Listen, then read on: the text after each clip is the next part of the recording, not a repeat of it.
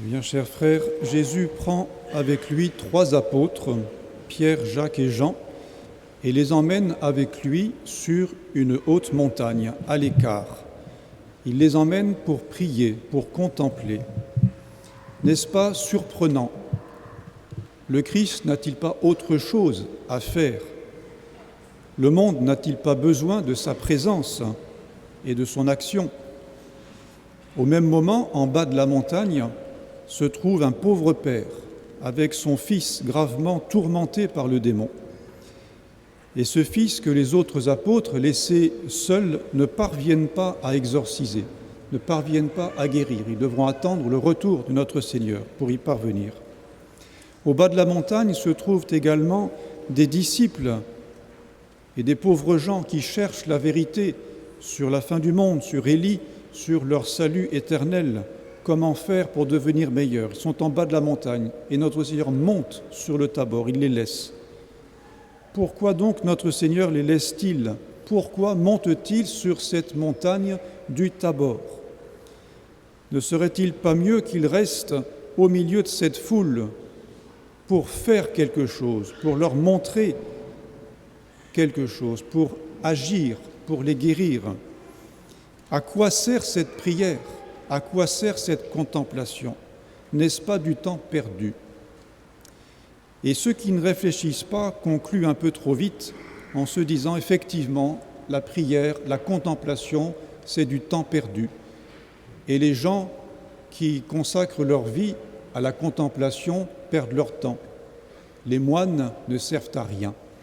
Voilà ce que disent, ce que pensent ceux qui n'ont pas une idée très juste de la vie contemplative.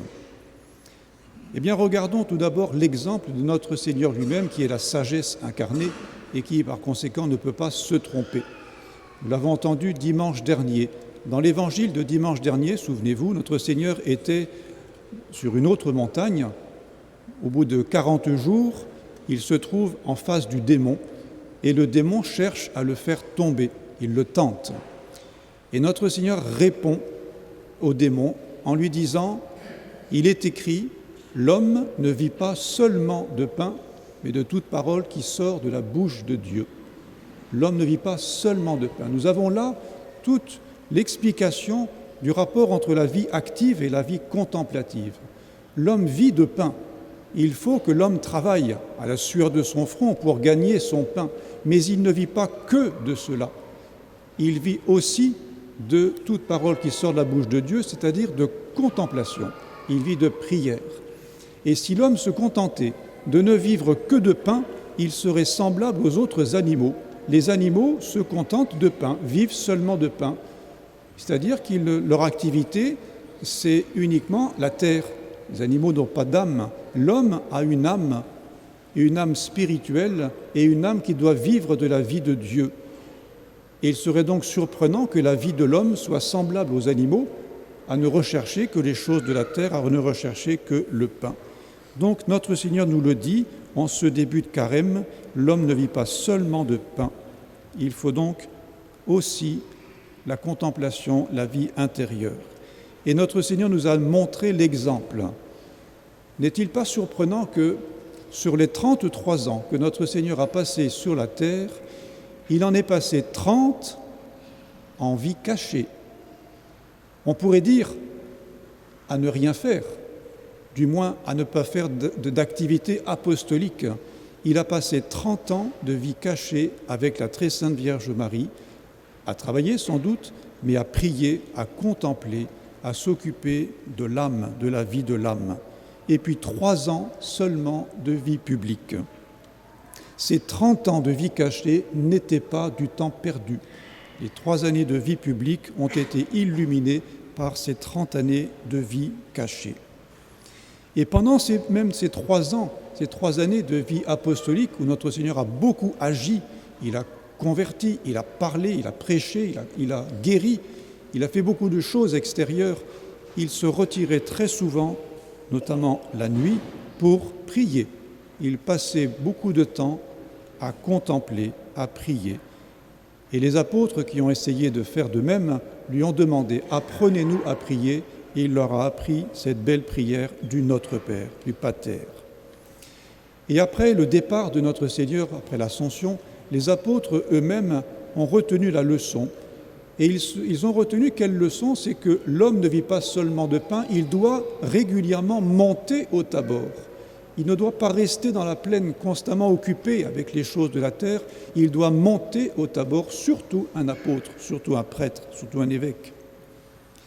Et que font les apôtres? Eh bien, juste après la Pentecôte, il y a eu beaucoup de conversions, il y a eu beaucoup de nouveaux chrétiens, il y avait donc beaucoup de travail apostolique. Les apôtres se sont occupés aussi des pauvres, ils ont fait une œuvre très active. Et au bout d'un certain temps, eh bien, il ne suffisait plus à la tâche. Et il y eut alors des plaintes. Et les plaintes ont été racontées par saint Luc, qui dans les Actes des Apôtres nous dit que les gens se sont plaints parce que les veuves étaient négligées. On ne s'occupait pas assez de ces personnes-là. Et alors on demandait aux apôtres de descendre du Tabor, d'arrêter de prier pour s'occuper un peu plus des choses de la terre, des choses matérielles. Et alors les apôtres convoquèrent les disciples et leur dirent: il ne convient pas que nous délaissions la parole de Dieu pour servir aux tables. Cherchez donc parmi vous, frères, 7 hommes de bon renom, remplis d'esprit et de sagesse, que nous établirons dans cet office. Quant à nous, nous serons assidus à la prière et au ministère de la parole. Donc les apôtres avaient bien compris la leçon de notre Seigneur. Il fallait qu'ils restent au Tabor, sans doute qu'ils s'occupent des choses matérielles, mais le principal était pour eux la contemplation et la prédication. La prédication qui consiste à donner aux âmes les vérités qui ont été au préalable contemplées.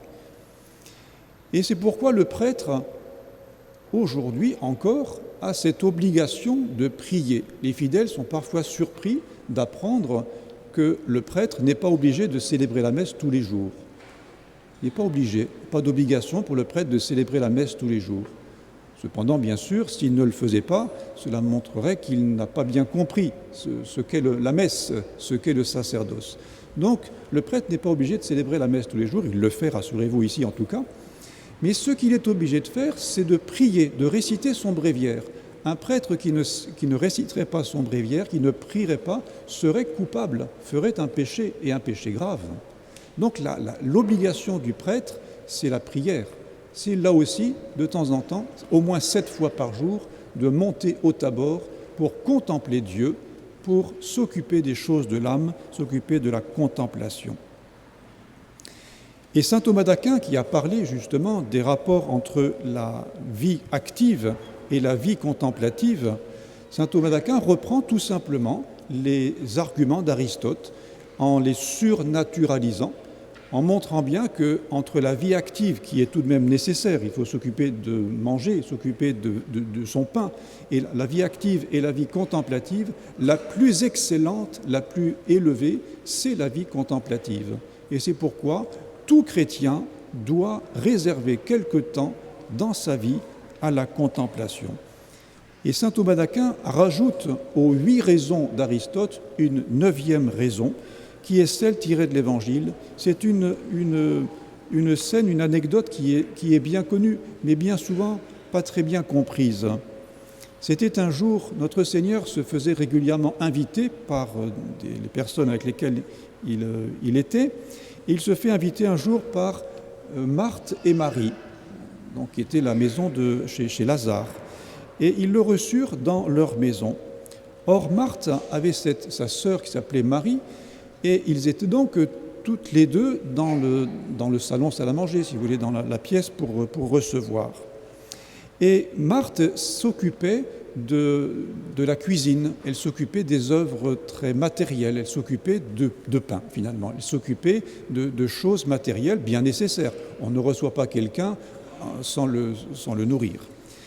Mais Marie, elle, était au pied de notre Seigneur, et comme notre Seigneur parlait, elle écoutait sa parole en ne faisant que cela. Nous avons donc 2 sœurs, Marthe qui s'occupe des choses de la maison et Marie qui s'occupe de la contemplation. Mais ça n'était pas au goût de Marthe, qui trouvait que sa sœur ne faisait pas grand-chose, qu'elle ne faisait même rien du tout.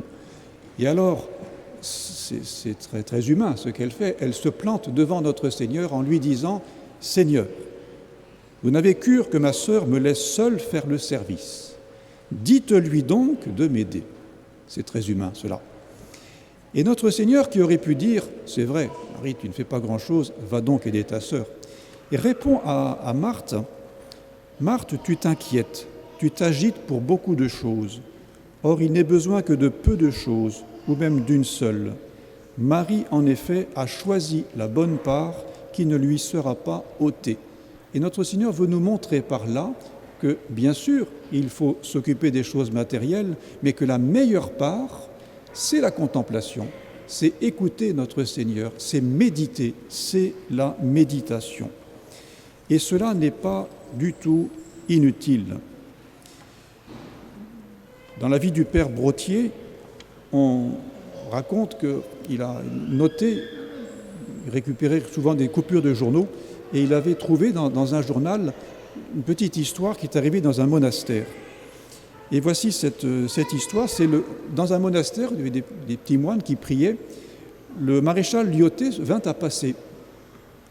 Et il fit un petit discours en partant aux moines qui étaient là. Et il explique aux moines en disant, écoutez, vous devez être très impressionnés de voir un maréchal de France passer, vous voir, et vous vous dites, il y a une grande différence entre la vie d'un homme qui a donné tout pour la patrie et qui a fait de si grandes choses, et nous, petits moines, qui passons notre vie enfermés dans un monastère à marmonner des prières. Donc vous pensez peut-être cela. Eh bien, vous vous trompez. À côté de l'action, il y a la méditation. À côté de l'effort extérieur, il y a la vie intérieure. À côté de la lutte contre les éléments et contre les hommes, il y a la lutte contre soi-même. La vie ne serait qu'une folie incohérente si la spiritualité ne la réglait pas. Sans des hommes comme vous, des hommes comme moi ne seraient rien. Dès lors, vous rendez-vous compte, petits moines, du rôle que vous jouez sur cette terre. Aux heures noires de lassitude et de découragement, vous vous demandez sans doute parfois si vous n'avez pas fait une folie en venant vous enfermer dans un cloître. Vous rendez-vous compte à quel point vous êtes au contraire utile, vous êtes indispensable, vous tenez dans l'ordre du monde une place essentielle.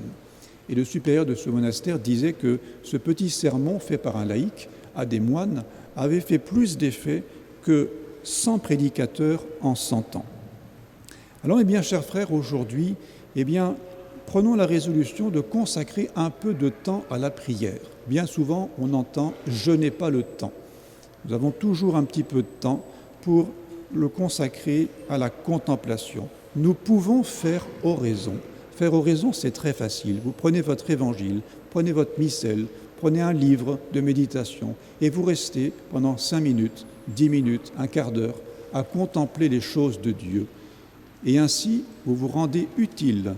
Vous contemplez les choses de Dieu et vous rendez utile à la société. La société a besoin de contemplatifs, elle a besoin de la contemplation. Alors prenons exemple sur la vie de notre Seigneur, la vie de Notre-Dame, pour prendre quelques résolutions sur ce point, essayer de davantage prier et faire oraison. Au nom du Père et du Fils et du Saint-Esprit, ainsi soit-il.